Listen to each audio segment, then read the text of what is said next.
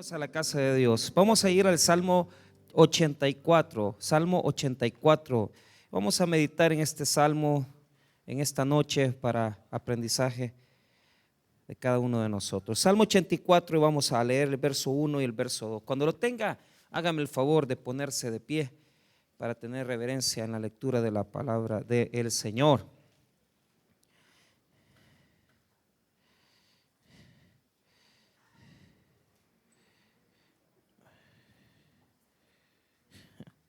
Salmo 84, verso 1 y 2. La palabra del Señor en esta noche nos va a hacer una reflexión acerca de el templo. Salmo 84.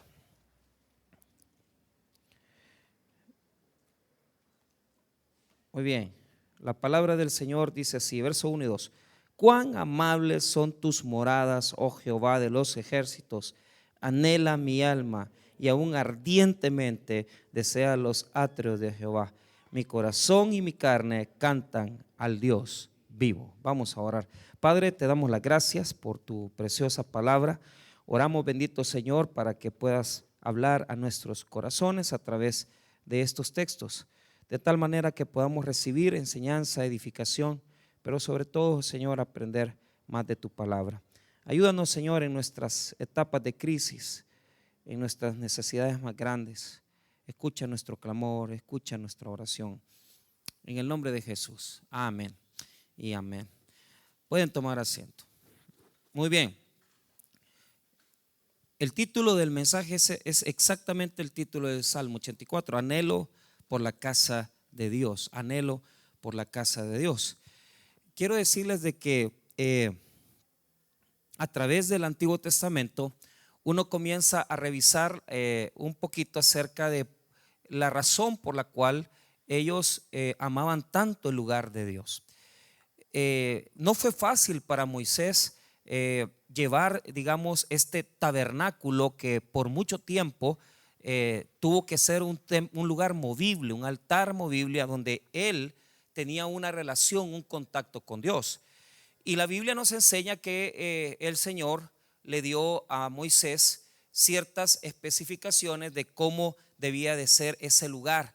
Prácticamente era una carpa donde se dividía por varias etapas: el lugar de los atrios, el lugar santo y el lugar santísimo, es decir, el lugar donde descansa, en donde visita, en donde la presencia del Señor está. Yo, honestamente, fíjese de que, diga conmigo, la gloria Shekinah. Yo bueno, la palabra Shekinah no está en la Biblia, ¿verdad? Pero es una palabra que viene más de la cultura judía. Yo expliqué el miércoles esa diferencia entre ser israelita y ser judío y practicar el judaísmo, ¿verdad? Entonces, pero lo que sucede es que ellos entendían claramente que el Señor bajaba en su presencia y tenía una comunión con Moisés. Entonces, al pasar esa etapa, o sea, la etapa del desierto, Dios les da una orientación y la cuestión era conquistar la tierra. Esto, hermano, ya casi ya no se habla porque digamos que nosotros sabemos que los primeros 5 libros de la Biblia se llaman Pentateuco, ¿verdad? Pero estudiosos alemanes de unos 30 años atrás dijeron, uno de ellos fue Wellhausen, dijo de que ya no se debería llamar Pentateuco, porque se debería llamar Hexateuco, porque decía él que las promesas de habitar en la tierra prometida se cumplieron hasta el libro de Josué. O sea, cuando usted pasa, ¿verdad?, esa parte de Génesis, Éxodo, Levítico, Números, Deuteronomio, usted se queda como que, bueno, ¿y qué pasó? Llegaron a la tierra prometida, conquistaron la tierra, ¿qué sucedió? No es hasta que usted revisa el libro de Josué se da cuenta que ellos conquistaron la tierra, ¿verdad? Entonces, cuando se da la conquista, mire bien, hasta ahí el lugar del Señor todavía está en una carpa.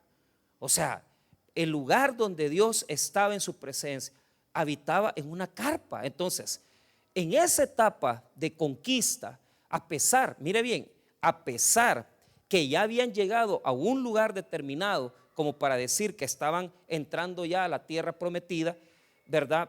Ellos no construyeron ni edificaron nada. Pasó hasta la etapa de los reyes. Nosotros conocemos esa lectura del libro de Samuel, donde el rey David es el que tiene en su corazón el construir un lugar donde se adorara al Señor, pero no se le permite a él la edificación, construirlo. Pero prácticamente toda cuando yo llegué a Cajutla en el año 2005, a mí se me facilitó construir, porque construí una galera de 17 por 20. Entonces, porque el pastor René Mata, mi amigo, ya tenía prácticamente las columnas, o sea, él ya había mandado a hacer una estructura, ¿verdad? Pero no la había instalado. Entonces, yo solamente llegué a armar una etapa de la que él ya había establecido. Entonces, David es lo mismo. David y su hijo Salomón pasó lo mismo. David deseó construir, pero fue Salomón el que terminó la obra. Fue él el que construyó el gran templo, ¿verdad?, de Salomón. Ahora, ¿cuál es el tema? ¿Por qué ellos pensaban o se anhelaban tanto el lugar? Porque ellos entendían que la presencia del Señor estaba en ese lugar. Entonces, para un judío de la etapa, lo digo, óigame bien, ¿cómo lo estoy hablando? De la etapa preexílica, o sea, es decir, antes de que se lo llevaran a Babilonia, ¿verdad? El Dios Todopoderoso habita en el templo. De tal manera que en Jeremías, ¿verdad? Ellos, hay una pugna, hay una lucha, porque ellos se sentían muy confiados que Dios no los iba a dejar perecer. Entonces Jeremías les decía que la tierra, el templo iba a ser destruido, pero ellos decían, imposible, porque ahí está el Señor, ahí está Dios. ¿Cómo va a ser destruido el templo? Entonces, ¿pero qué sucedió? Se los destruyeron todo. Entonces, para ellos, cuando se destruyó el templo, fue un golpe tan fuerte que por eso tenemos en Ezequiel, cuando usted ve los primeros capítulos de Ezequiel, Ezequiel 1 y 2, usted ve que la gloria de Dios se ha movido y está con ellos en Babilonia. Entonces, y uno dice, ¿y aquí qué pasó? Es que ellos comprendieron que el Dios eterno, óigame bien, el Dios todopoderoso es Dios de todas partes. Pero para usted ahorita decir, Dios es omnisciente, usted es fácil, porque ya estamos en el siglo, pues sí, es el siglo XXI y claro, para usted, Dios habita en todas partes, está en todas partes, claro que sí, pero para ellos no. Para ellos el Señor habitaba en Jerusalén, en el templo de Jerusalén. Entonces, para un judío, la experiencia más dramática, impactante, era visitar el lugar de Dios. Era estar en el lugar del Señor, porque al estar en el templo, ellos experimentaban, ¿verdad?, la presencia del Dios poderoso, y ellos entendían que ahí estaba Yahvé, que ahí estaba, llámele Jehová, Yahvé, Yahweh, ahí estaba el Señor. Por eso este Salmo 84, porque lo que explica es el amor que le tiene un visitante al lugar de Dios, cómo él anhela estar ahí, cómo él quiere estar en ese lugar. Entonces, aquí hay algo muy interesante. Primero vamos a dividir el texto. Los versículos 1 y 2 son el anhelo del salmista por estar en la presencia del Señor. Los versículos 3 y versículo 4 se halla, hermano, ahí un ejemplo de habitar en la presencia del Señor. Un ejemplo de habitar en la presencia del Señor. Los versículos 5 al versículo 7 nos hablan, hermano, de un visitante, de un peregrino que va al lugar de Dios. Los versículos 8 y 9 nos hablan de el momento en el cual está la oración en el altar del salmista. Él está orando. Versículo 8 y 9 es una oración a Dios ya en el altar. Muy bien, el versículo 10 y 11 es una una pequeña reflexión de cómo debemos de salir de edificados del lugar de Dios. Y el versículo 11 y 12 es esa acción de Dios, de esos beneficios que Dios nos da cuando nosotros salimos del lugar del Señor. Ahora, no los vamos a ver todos, pero sí vamos a ir viendo algunos detalles muy bonitos. Primero, vamos a ver qué es lo que este salmista anhela. Primero le dice cuán amables. En el texto hebreo habla acerca de la belleza, de la preciosura, de cómo él ama el templo de Dios. Mire lo que dice el verso 1. Cuán amables son tus moradas. Mire bien, oh Jehová de los ejércitos, Jehová Sabaoth. Entonces, ¿qué es lo que está sucediendo ahí? Primero, él está de lejos, diga conmigo, de lejos. Él está ahorita anhelando estar ahí. Él no está en ese lugar. Él está lejos. Él está pensando en lo bello, en lo precioso que es estar en la casa de Dios. ¿Y por qué? Porque se acuerda las moradas. ¿Qué significa moradas? Están todos los edificios del templo. Todos los edificios del templo. Él los está recordando. Él está diciendo, hey, aquí este templo es una belleza para nuestro Dios. Este templo es una belleza para nuestro Señor. Y Él tiene eso. Fíjese que, mire, a lo largo de un montón de años que fuimos con nuestro pastor fundador, ¿verdad? Nos dio el privilegio de ir con él a muchas inauguraciones de templos.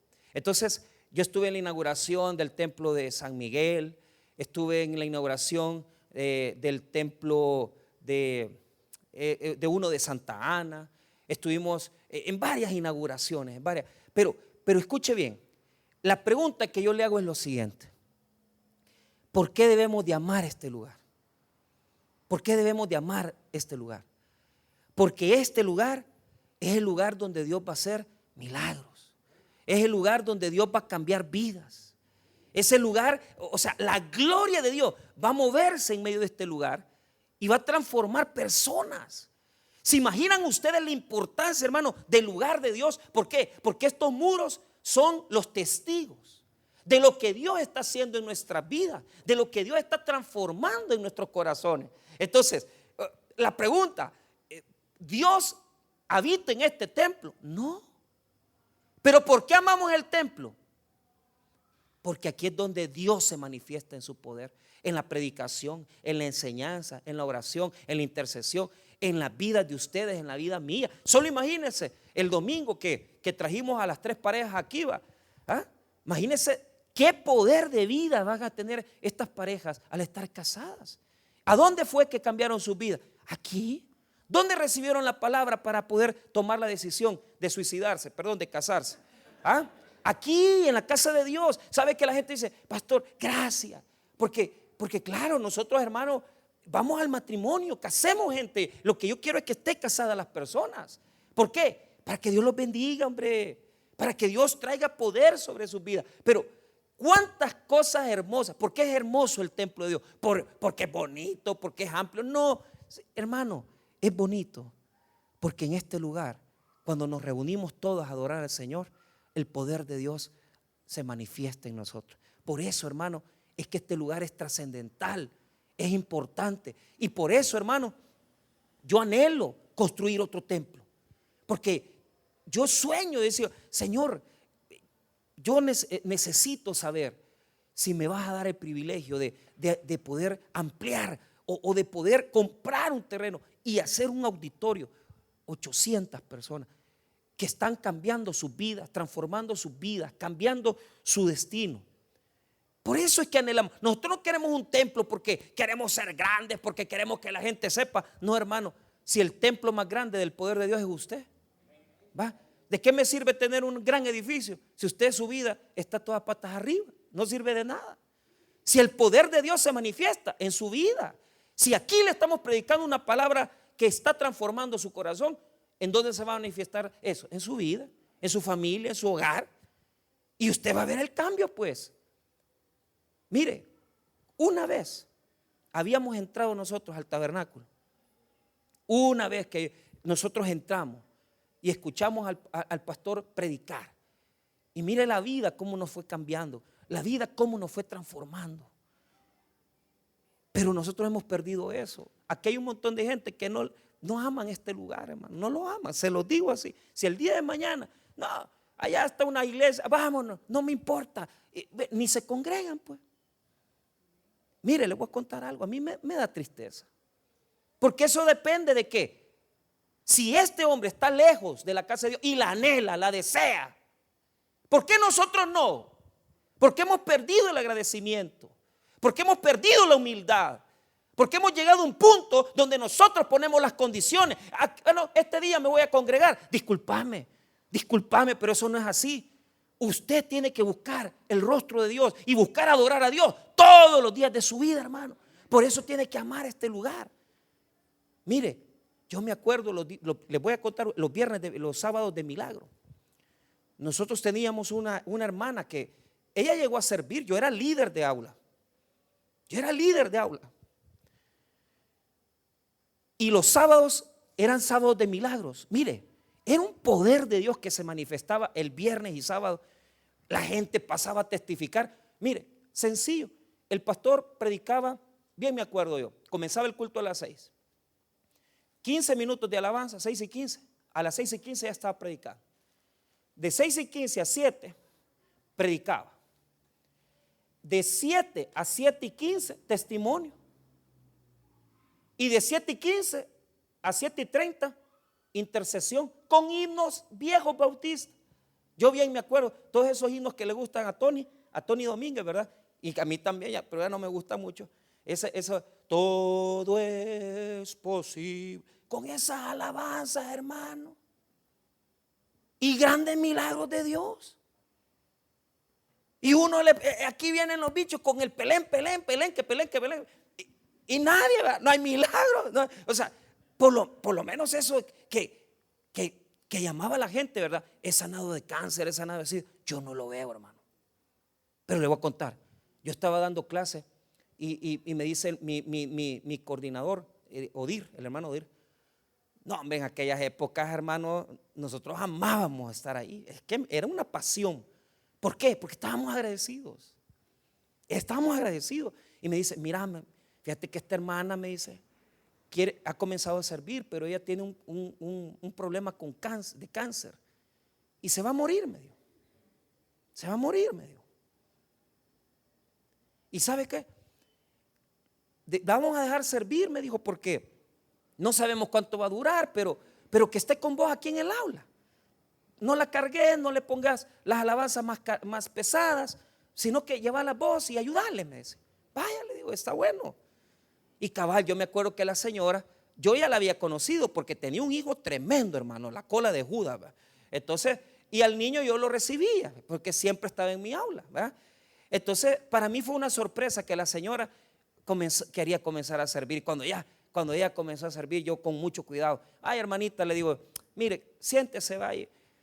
Y al rato ya le ponía una alabanza, la ponía a hacer ¿cómo se llama? La lectura del proverbio, cosas suavecitas. Pero fíjese, hermano, como ella había pedido servir conmigo.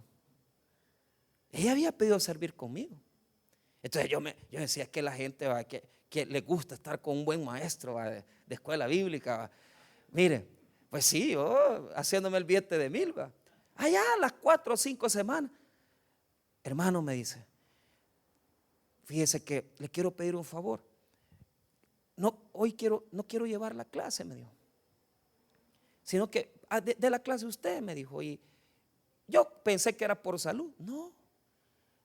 ¿Sabe qué hacía? En lo que yo estaba dando la clase, entreteniendo a los hipotes, prácticamente a mí me tocaba todo.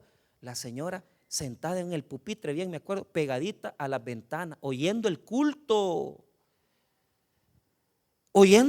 hermano. ¿Y sabe qué? Hermano, para mí eso, porque yo pensé que era por mí. No, la señora había pedido servir conmigo porque mi aula quedaba pegadita y se oía cabalito lo que el patrón estaba predicando. O sea que ella estaba por la predicación del hombre, pues, pero estaba como no le venía de a popa. Hermano, óigame bien, Dios la sanó del cáncer, solo oyendo de lejos el sermón. ¿Y usted qué hace? La sanó, pasó a testificar que Dios la había sanado, que le había quitado esa enfermedad.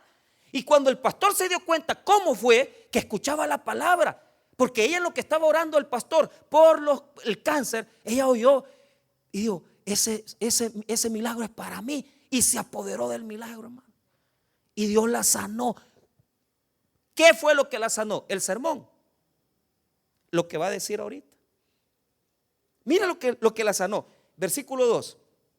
Anhela mi alma y aún ardientemente desea los atrios de Jehová. Pero mire bien, mi corazón y mi carne cantan al Dios vivo.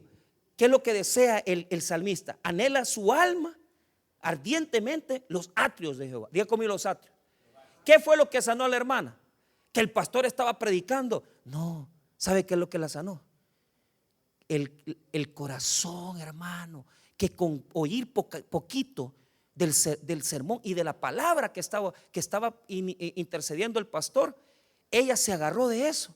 ¿Sabe por qué? Porque ella no llegaba a buscar al pastor, ella llegaba a buscar al Señor Todopoderoso, al dueño del templo. Hay que buscar, hermano, al dueño del templo. Ese es el que hace milagros. Oiga bien, usted no viene aquí por mí, usted no viene aquí por el predicador, usted viene aquí porque Dios tiene poder y Él es el que le va a hacer su milagro, hermano. Él es el que le va a cambiar su vida, no yo. Yo no puedo cambiárselo. Pero si usted viene con aquella cosa de a mí no me importa si el pastor cuenta un chiste o el sermón le gustó o no le gustó, te venga a buscar a Dios, hombre. Si a la señora de lejos, yo la veía, hermano, sentadita de lejos en el aula, oyendo, esperando que el pastor dijera su milagro. Y ella se aferró a Dios. ¿Por qué amaba el salmista el templo? Porque amaba al Dios del templo. Y eso es lo que dice. Eso es lo que está diciendo el verso 2. Y lo hace, diga conmigo, describiendo todo el cuerpo. Describiendo todo el cuerpo. Mire qué bonito. Primero, anhela mi alma. El hálito, el nefesh. Pero mire lo demás. Mire lo demás. Y aún ardientemente desea los atrios de Jehová. Mi corazón y mi carne cantan a Dios vivo. ¿Va? El alma, el corazón, la carne, toda su esencia estaban deseando a Dios. ¿Sabe cómo se llama esto? Sed de Dios. Diga conmigo, deseo. Con ese deseo usted viene a la iglesia. Con ese deseo usted tiene que venir a buscar a Dios. Cuando usted traduce ese texto del hebreo, es una debilidad, es un deseo por estar ahí. Mire, hermano, yo venía de la universidad ayer, no me acuerdo, y yo tuve un deseo. Y el deseo era de una hamburguesa, hermano, ¿verdad? Porque no había comido toda la mañana. Y yo me quiero una hamburguesa triple del Wendy, dije yo. En esta gran trabazón que vengo. Y yo dije, ahí en el bulevar voy a pasar, ¿verdad? Y ya cuando ya yo llegaba casi ahí al desvillito que hay, o como pollo Kentucky, dije yo, lo más grasoso quiero, ¿va? No, mejor me hubiera comprado una triple de Wendy, ¿va? Ay, hermano, y que bendito sea Dios que estaba bien libre el parqueo y me metí y yo solito, hermano, diga conmigo, yo solito, ¿eh? Para una hamburguesa de 3 carnes, monstruosa, hermano, así, con mayonesa, cebolla. Hasta con hambre voy a salir de aquí. Y me entré, hermano, y yo agarro, mire, pero yo quería quitar al que estaba ahí, porque estaba ahí dundiano. No sé qué, quítate de aquí, yo voy a pedir mi hamburguesa. Me da una triple, 9 pesos pagué, hermano. Me dolió, pero era más el hambre que andaba entonces, y me dio, y todavía para hacerla de finuche, no me vaya a dar Pepsi, deme Pepsi Light, le dije yo. Imagínate que sinvergüenza, hermano, comiendo papas fritas y la gran hamburguesa con Pepsi dietética. No, era pena eso, hombre. Cuando yo vi eso, ay, hermano, yo deseaba la hamburguesa y me la comía. Y todavía cuando vine aquí, ya comiste, me dijo mi hijo, pero no le conté que había ido a comer.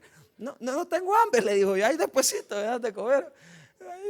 De castigo me metió la carne guisada en la noche. Pero bueno, lo que le quiero decir es, si deseáramos hacia Dios, con esa sed, con el anhelo, todo él, el alma, todo su corazón, su carne anhelan a Dios. Imagínese lo que usted pudiera hacer si usted deseara a Dios.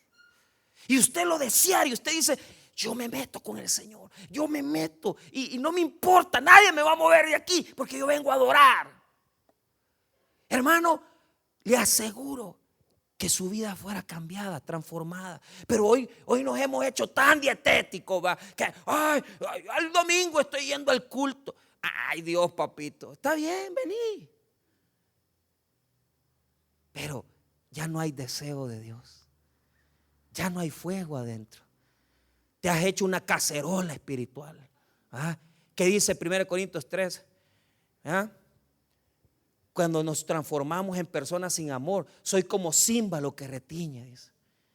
Cacerolas huecas que solo dicen, sí, yo voy a la iglesia aquí, pero es mentira, usted no ama a Dios, porque si lo amara, lo deseara, lo buscara su rostro, buscara su adoración, buscara su alabanza, estuviera aquí, sirviera, y no lo hace, hermano, no lo hace.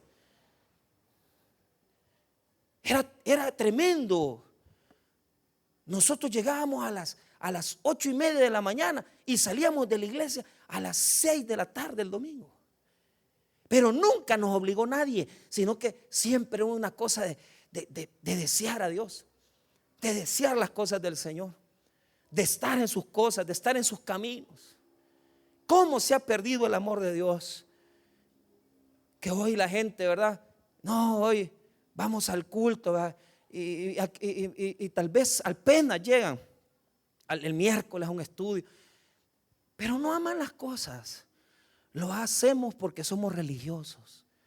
Lo hacemos porque con algo queremos, ¿verdad?, limpiarnos el estilo de vida que llevamos, todo desordenado, pecaminoso, lleno de tantas cosas desagradables a Dios.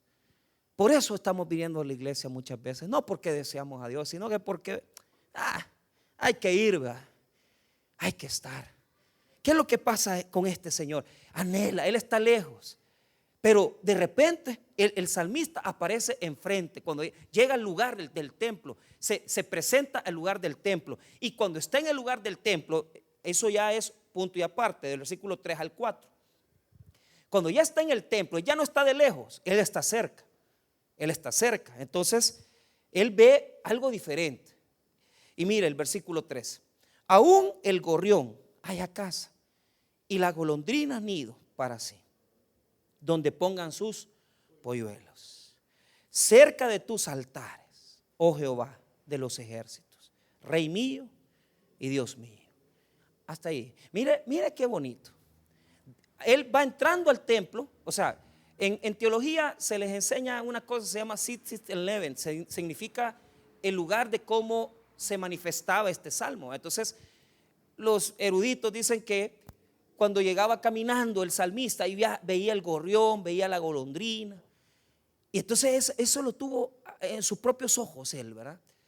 Entonces, pero ¿qué es lo que implica? Es esa sabiduría, ¿verdad?, de la naturaleza. Estos, tanto el gorrión como la golondrina, solitos han ido a encontrar un hueco ahí en el lugar de Dios, en el templo. Pero no quieren estar lejos del altar, porque dicen que cerca de tus altares, Jehová de los ejércitos. ¿Por qué los altares? ¿Por qué está buscando los altares? Cuando Jesús llegó al templo de Jerusalén, lo primero que hizo fue sacar las cambistas. Óigame bien, sacó los cambistas, sacó los que cambiaban, hermano, las monedas, sacó los que tenían las ventas de palomas. Él limpió ahí, porque en los atrios, que es la parte externa del templo, sirve para ir a orar. Diga conmigo, para ir a orar. El interés del salmista es demostrarnos, hermano, que hasta los pajaritos buscan el lugar donde está la comunión con Dios. ¿Por qué anhela los atrios el salmista? Porque ahí es donde él va a hablarle a Dios, ahí es donde él va a comunicarse con él, ahí es donde él va a orar, ahí es donde él va a adorar. Hermano, óigame bien, hasta los pájaros han hecho un nido ahí, hasta los pajarillos han hecho un nido. Los pájaros que no tienen sabiduría, no tienen inteligencia, entienden, hermano, hacer un nido. Pero mire cómo el versículo es tan enfático, porque la mayoría de estudiosos dicen que lo que está haciendo es, primero, analizar un poquito del gorrión y la golondrina. Son pájaros nerviosos. La golondrina es un pájaro nervioso que vuela revoloteando. Entonces, el esquema del Salmo lo que quiere mostrar es que la golondrina encuentra tranquilidad en los atrios del Señor, en el lugar donde está el Señor. Entonces, allí no está nerviosa, no está desesperada. Allí está tranquila, anidando. Pero ¿qué es lo que yo quiero que note? Vuelva a leer el verso 3. Aún el gorrión haya casa y la golondrina nido para sí, donde ponga sus polluelos. Hasta con sus polluelos está allí el avecilla, ¿verdad? Está recibiendo. Hermano, oiga bien, no hay cosa más grande que hacer una vida. Porque desde pequeñitos ya los polluelos, ¿verdad? Ahí está el gorrión y la golondrina, como dándonos un ejemplo, que desde muy pequeñitos ahí están en las cosas del Señor. Y yo quiero decirle esto, hermano, con toda sinceridad.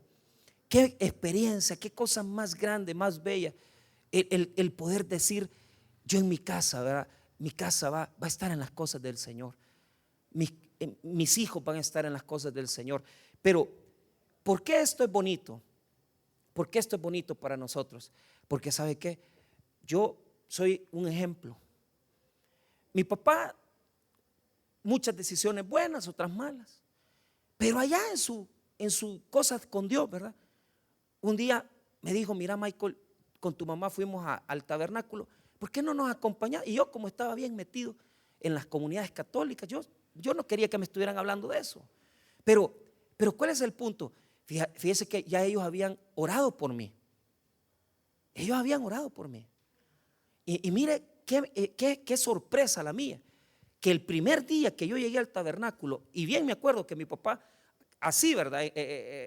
Me convenció, porque yo había tenido un problema, pero yo había hablado con Dios, y yo le dije, si me sacas de esta, yo voy a ir con mis papás al tabernáculo. Eso fue lo que yo dije.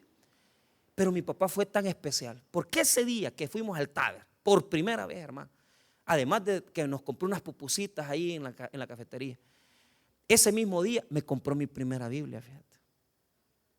Y fíjate que me la puso.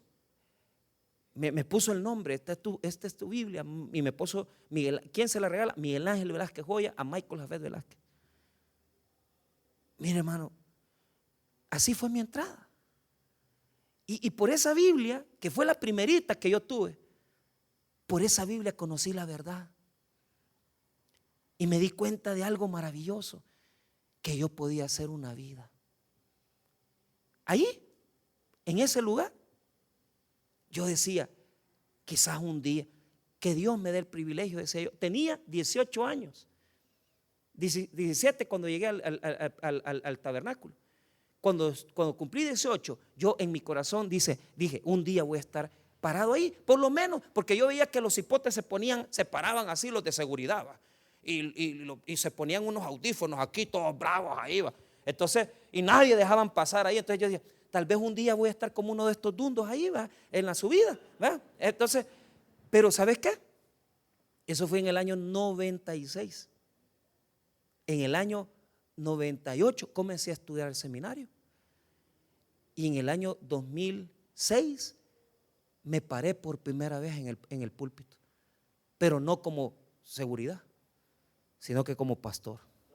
Óigame bien lo que le voy a decir. Dios hace los sueños realidad. Hermanos, ¿qué fue lo que cambió mi vida? Esa Biblia. Esa Biblia. ¿Y sabe qué? Ahí, hermano, me gradué de pastor. Me gradué de bachiller en el 97. Me gradué de pastor, no me acuerdo. Me casé, me arruiné mi vida ahí. Conocí a mi esposa. Era la secretaria del pastor Junior. Y yo esperaba que el jefe se fuera de la oficina y iba, ajá, hermanita Cintia, licenciada, le decía, licenciada. Y allí nos enamoramos. ¿Cómo no se va a enamorar de esta chulada? Pues sí, tenía billetes, y eran eso. Pues sí, el problema es que era mentira, no tenía nada. Me casé, o sea, mi pastor me presentó mis hijas. La Belén él la presentó el pastor fundador. Él me casó. Con gran dolor, me acuerdo que llegó de rodillas, que lo acababan de operar y yo lo veía, iba. Me casó, hermano. ¿Sabe por qué? Muchas veces hasta los pajaritos son más sabios que el hombre. Hasta los pajaritos llevan sus gorriones, llevan sus polluelos a anidar a la casa del Señor. ¿Y usted qué? ¿Y usted qué? ¿Qué? ¿Dónde están sus hijos? ¿Están buscando al Señor? ¿Están haciendo las cosas de Dios? Yo agradezco, hermano, por eso, porque parece pequeño lo que tal vez mi padre habría hecho por mí, porque me dio la Biblia. Pero ¿sabe qué? Desde que me dejó ahí en la casa del Señor, yo no me moví de las cosas de Él. Porque eso es lo que le quiero enseñar. No se trata de hacer solamente una vida en el templo. Se trata de hacer una vida en Cristo Jesús. Por eso se lo estoy diciendo. Porque en este lugar es donde encontramos a Jesús. En este lugar es donde encontramos las cosas de Dios. Y yo agradezco, porque desde muy pequeño, mi papá, desde los 16, 17 años, mi papá, vamos a la iglesia, hijo, vamos a la iglesia, vamos a la iglesia. Y yo veía como mi mamá, sabe que mi mamá, yo la admiré grandísimamente, porque mi mamá estudió teología, mi mamá es odontóloga, pero se graduó del seminario. ¿Y usted por qué estudió seminario? Por ella, hermano. ¿Sabe qué hacía mi mamá? Mi mamá en los buses estudiaba, hermano, en los folletos de teología, y yo la veía. Mamá, le digo yo, ¿y qué vas haciendo? Estudiando, me decía. Ahí iba estudiando para los exámenes. Ahí estábamos. Pero desde pequeñitos, yo me acuerdo que cuando mi mamá, mi papá me decía, cuando me prestaba el carro y yo iba al culto a las 6, y cuando terminaba el culto yo esperaba a mi mamá que saliera de teología y ya los dos nos íbamos de regreso a Santa Tecla. ¿Cómo no pude Dios, hermano? ¿Cómo no pudo yo amar a las cosas del Señor? Si desde que yo estaba muy joven, hermano, yo vi cómo mi mamá le servía al Señor, cómo mi papá nos llevaba los domingos, cómo, hermano, Dios nos bendijo. ¿Sabe qué? Lo que yo recuerdo, mi papá nunca pudo tener un carro bueno, hermano. Unos carros más viejos, desvencijados, como que eran cacerolas. 4 años teníamos de estar en el Evangelio. Y al 4.º año, a mi papá, al 2.º año le dio un trabajo muy bueno. Al 3.º, uno más bueno. El 4.º año, hermano. Diga conmigo, prepárese. Porque Dios prospera. El primer carro, nítido, Corolla, año 91, precioso aquel carro. Y oiga qué bonito. Lo primero que mi mamá dijo era, vaya, Michel, ella le dice Michel a mi papá. Michel le dijo, vamos al carro, vamos a darle gracias al Señor. Y nos metimos los 4. Si no, mira, hermano, si los carros, aire acondicionado, eso no existía para nosotros y toda la vida sudando. ¿Sabe qué hizo mi papá? Arrancó el carro, encendió el aire. Vaya, dijo mi mamá, vaya Michael, ora vos, man. Yo sabía, ya estaba en las cosas de Dios y vaya, vamos a orar. Y lo primero que hicieron fue poner la radio Bautista en la programación número 1 de la radio, 89.7. Ahí lo pusimos y le dimos gracias a Dios, porque por primera vez mi papá tenía ya un carro para trabajar bonito, excelente. Y después de eso, hermano, olvídese, no los paró nadie. Dios los bendijo grandemente. Le dio casas, buenos trabajos, buenos ahorros. Mis papás están bendecidos. ¿Por qué? Por los pajarillos. Si los pajarillos buscan los altares del Señor, nosotros tenemos que buscar el altar de Dios también. Y llevar a nuestros hijos que adoren desde pequeños, que estén adorando, que estén exaltando desde chiquitito, que la vean salir a la iglesia, que la vean salir con su Biblia, que lo vean con su uniforme, que lo vean que usted está sirviendo al Señor, porque eso va a impactar sus vidas, hermano, y va a transformar sus vidas, y Dios los va a prosperar. Y todas las cosas que tal vez usted no las logró ver, Dios tal vez se las va a dar por sus hijos. Yo sé lo que le estoy diciendo. Yo lo he visto, hermano. Ahí andan estos hipotes, hijos de servidores, de pastores. Y su hijo, hermano, allá en Japón anda. ¿Y estos de dónde? Es que la mamá, ¿cuántos años sirvió? ¿Cuántos años sirvió? 20 años en el tabernáculo. Y es que los papás, es que es la hermana fulana, si toda la vida sirvió en consejería. ¿Y los hijos dónde viven? En Estados Unidos. Ahí están, yo viendo una foto de un cipote que me saludó. Y yo aquí vivía en un cantón. Pero la mamá, servidora fiel del Taber de Usulután. Y ahora sus hijos en Estados Unidos y hablan guachangüer. Y ahora, hermana, le digo yo, ¿y qué pasó? ¿Y por qué? No, mira, hoy, ¿cómo puedo ir a Estados Unidos a cada rato? Si no pasaban ni de paleca, hermano. No pasaban, pero ni de paleca. Y ahora van a la USA y de vuelta. ¿Sabe por qué? Porque Dios bendice. ¿Y qué está esperando? Póngase fiel. Arregle sus cosas. Dígale a Dios, Señor, no me voy a mover de mi lugar. Voy a adorar al Señor. Voy a servirte. Voy a hacer esto. Mire, ¿cuántas hermanas aquí pueden hablar de sus hijos ya que ya bien bendecidos están? Buenas profesiones, buenos trabajos, buena familia. Viajan, hacen lo que quieren. ¿Por qué? Porque Dios bendice. Porque Dios bendice. Pero ¿qué es lo que pasa? El salmista ve a los polluelos ahí y ve al gorrión y ve a la golondrina. Y nota que se hacen nido en el altar de Dios. Ahí es donde yo quiero estar, en el altar de Dios. Ahora, cierro. Mire bien. Mire bien. Vimos el anhelo por estar en las cosas de Dios. Ahora vemos la golondrina y el gorrión que están en el altar de Dios. Para mí, el mejor lugar es el altar. Amén. Súbalos. Súbalos. Que comiencen a tomarse fotos aquí estos bichos. Ay, que el lugar santo, que el lugar, aquí nada, aquí no se va a deshacer este volado. Súbalos ahí, ¿ve? Y que comiencen a soñar. Métalos, llévelos a la brigada, métalos a la lancha, llévelos al evangelismo. Ahí anden esos monos mocosos ahí. Pero que entren en las cosas de Dios, que estén en el altar de Dios, que estén bien metidos. ¿Por qué? Porque el segundo nivel es el nivel de los que están viviendo ahí. Mire lo que dice el versículo 4. Esa es la primera bienaventuranza. ¿Ya comido bienaventuranza? Dichoso, feliz, eso es lo que significa. Mire lo que dice el 4. Bienaventurados los que habitan en tu casa, perpetuamente Entonces, están, hermano, los que están en los altares, los que están en el servicio de los altares. Pero están los que están viviendo en el templo, que son los sacerdotes. Los sacerdotes alababan al Señor, adoraban al Señor. Entonces, mire, ¿cuál es la diferencia? Estos habitan, pasan ahí, están en las cosas de Dios. Pero le voy a decir algo. A mí me gusta estar en el fuego. Diga conmigo el fuego. A mí me gusta estar en los altares. A mí estar ahí decorativo. Vaya, si usted sirve en el parqueo, si usted sirve en Torrefuerte, si usted sirve, todos esos ministerios son bonitos. Pero el fuego es ir a ganar alma.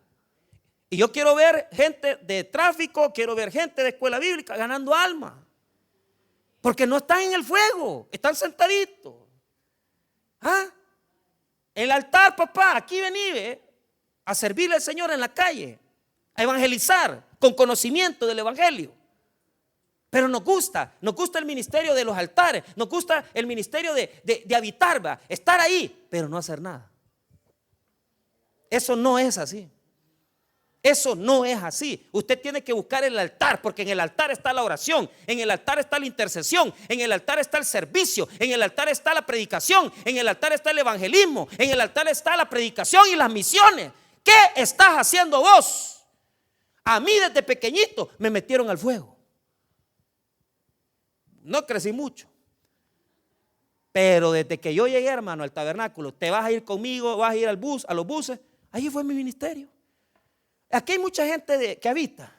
Yo vengo el miércoles, yo vengo el domingo, ahí vengo el viernes. ¿Estás ganando almas? ¿O vas al turismo cristiano? ¿Ah? Quiero ver tu reporte de almas. ¿Cuántas almas ha ganado este mes? ¿O solo chambreando andas en los ministerios? ¿Ah? Hablemos pues, hablemos de almas. Criticame a mí, hablemos de almas. ¿Cuántas almas gané esta semana? 20. No te metas conmigo. No te metas conmigo. Porque si vamos a hablar de almas, yo soy un empresario de almas. Pero ¿cómo comencé? Ganando una por una. En el fuego. Pero mucha gente aquí está bien acomodadita. Y dice, no, y que sí, pero no, fuego. ¿Cuántas almas? ¿Cuántas evangelizaste? ¿A cuántos les hablaste? La semana pasada con los bichos ahí en Tonacatepeque, mareros, asesinos. 2 profesiones de fe. Pero la pregunta es, ¿cómo los tiene el diablo de amarrados? Y Dios nos da la unción y el Espíritu Santo nos usa para liberar esas almas. Entonces, lo que yo anhelo de esta iglesia no es una iglesia templaria que solo vengan a sentarse aquí a hacer nada más adornos.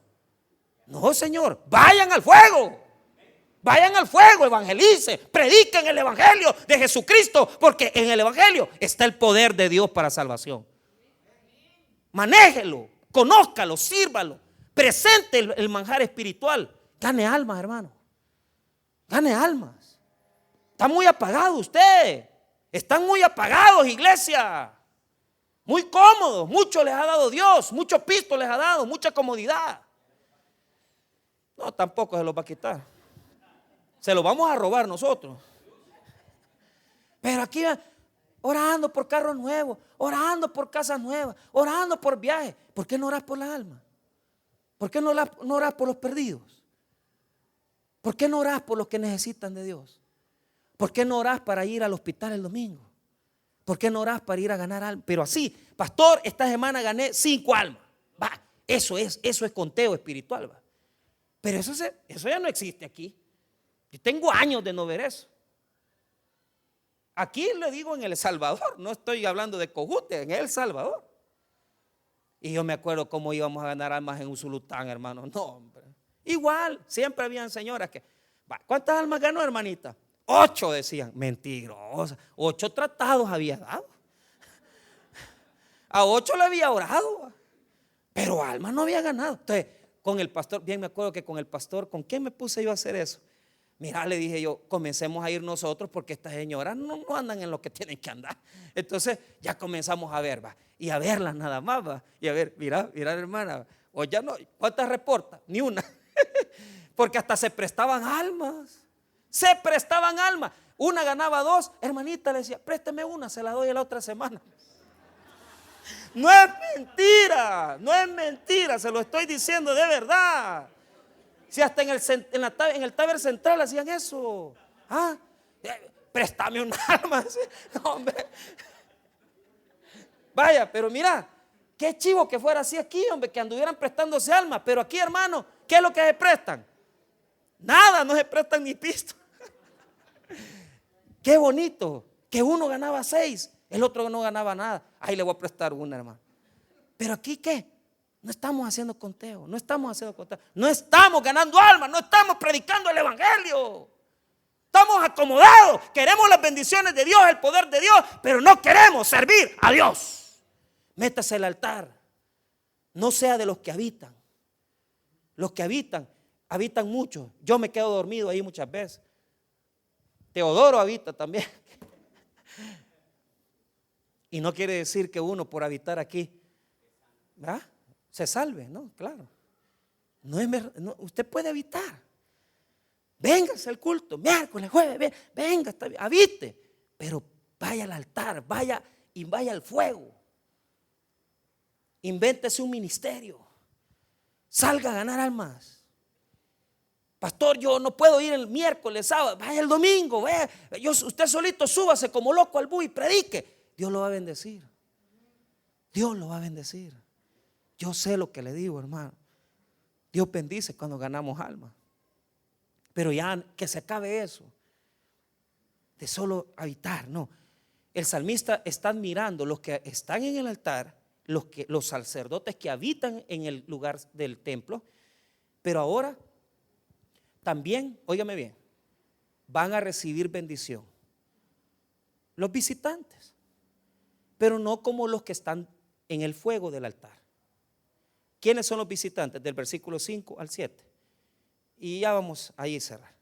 Bienaventurado el hombre que tiene en ti sus fuerzas, en cuyo corazón están tus caminos, atravesando el valle de lágrimas, lo cambian en fuente, cuando la lluvia llena los estanques, irán de poder en poder, verán a Dios en Sión. Entonces, la primera bienaventuranza es para los que habitan.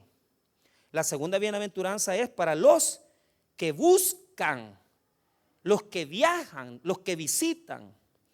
Estas son personas que sí no están en las cosas de Dios, pero no están bien metidas. Pero aún ahí hay bendición, porque Dios promete en esta bienaventuranza que con solo, mira bien, pon atención, con solo poner en tu corazón el deseo de querer ir. Pero ¿quiénes son estos? Trabajan en San Salvador, no pueden venir al culto el viernes, no pueden venir al culto miércoles, el domingo no pueden porque trabajan en el empleo, pero desean estar. ¿Tienen bendición? Sí, pero no como estar en los atrios. Eso sí se lo digo. ¿Cómo? ¿Cuál es la promesa que Dios les da? Que a través del valle de lágrimas, diga conmigo valle de lágrimas, o sea, sufrimiento, el dolor que pasamos, a través de ese proceso de dolor, ¿verdad? Al desear nosotros estar en las cosas del Señor, cambiamos, oíme bien, solo por desear estar en las cosas de Dios, cambiamos el lugar del llanto en lugar de bendición. Y fíjate que esa promesa es tan bonita, porque veámosla nuevamente. 5, bienaventurado el hombre que tiene en ti sus fuerzas, en cuyo corazón están tus caminos. O sea, el corazón de él está en los caminos de Dios. ¿Qué es lo que anda haciendo? Pensando, yo quiero estar en las cosas, quiero ir a servir pero no puedo, quiero estar el viernes pero tengo que trabajar. Pero cuando andamos así, hermano, que pues sí, es mentira, pues, o sea, no deseamos estar en las cosas de Dios. Venimos por compromiso, pero no por amor. Allí estamos mal, porque el donde está la bendición es cuando ya yo estoy, vaya, preparo mis zapatitos para ir al culto, preparo mi ropa para ir al culto. Allí está tu corazón en los caminos de Dios. No podés ir a ganar almas, no podés venir al culto, pero estás deseando hacerlo. Entonces la promesa del Salmo es que Dios va a bendecir a esas personas que desean estar en sus cosas, pero no pueden. Aquellos que están enfermos, aquellos que ya no pueden venir a la iglesia, aquellos que les cuesta, pero están pensando, están deseando estar en las cosas del Señor. Qué bonito, hermano. Mira la bendición. Ya vimos la bendición del altar, la bendición de los que habitan. Ahora veamos esa bendición de esa gente que está ahí. Mira cómo termina el versículo número 6. Atravesando el valle de lágrimas, lo cambian en fuente. Cuando la lluvia llena los estanques, irán de poder en poder, verán a Dios en Sión. Hay promesa, hay promesa. Dios les promete ir de poder en poder, que les va a dar fuerza en las dificultades, en los problemas. Pastor, no puedo ir a la iglesia como yo quisiera. Yo quisiera ir el domingo, yo quisiera ir en la tarde. Pero hermano, perdóneme lo que le voy a decir. Venimos al culto en la mañana para no venir en la tarde. Venimos a las 7 para ir al mercado. Está bien. Está bien. ¿Qué va a darte Dios? ¿Qué te va a bendecir? Te va a bendecir, pero no te va a bendecir como los soldados que están en la batalla. Los soldados que están allá tienen otro nivel. Usted decida si ir de lejitos o estar cerca. Y cierro. La última promesa. Diga conmigo, los que están en las puertas. Mira lo que dice el 10. Porque mejor es un día en tus atrios que 1000 fuera de ellos. Escogería antes estar a la puerta de la casa de mi Dios que habitar en moradas de maldad. Hay quienes, hermano, así, tal vez ni tan siquiera deseando, pero probablemente están en las puertas, están en las puertas. ¿Y quiénes son esos que están en las puertas? Esos que están en las puertas, hermano, son esas personas que de verdad, una vez al mes vienen, 2 meses, o sea, no se meten en nada. Están, pero no se meten en nada. Pero fíjate que hasta eso ganan, vos. Hasta eso ganan. Y yo diría, ¿y cómo los vas a bendecir? Pues sí, si es que Dios bendice por buscarlo, hermano. ¿Y yo qué quiere que haga? Pues, ¿usted cree que Dios va a bendecir al que venga una vez al mes? Pero es mejor venir una vez al mes que una vez al año. Pero hay gente, hermano, que así le gusta vivir. Diga conmigo, en los bordes del cristianismo. Cuando se repartió la tierra, hubo unos que no entraron a la tierra, sino que se quedaron a la orilla. Y esos fueron los primeros que pescaron. ¿Qué es lo que les pasa a estos señores? ¿Tienen bendición de Dios? Sí. ¿Tienen protección? Sí. Pero ¿qué es lo que no tienen? El poder de una vida en victoria. No la tienen. Porque facilito los agarra el diablo. Por eso son esos que vienen a buscar aquí mujeres. Son esos que vienen a ver a quién se levanta. Y ahí los va a ver, que de vez en cuando aparecen.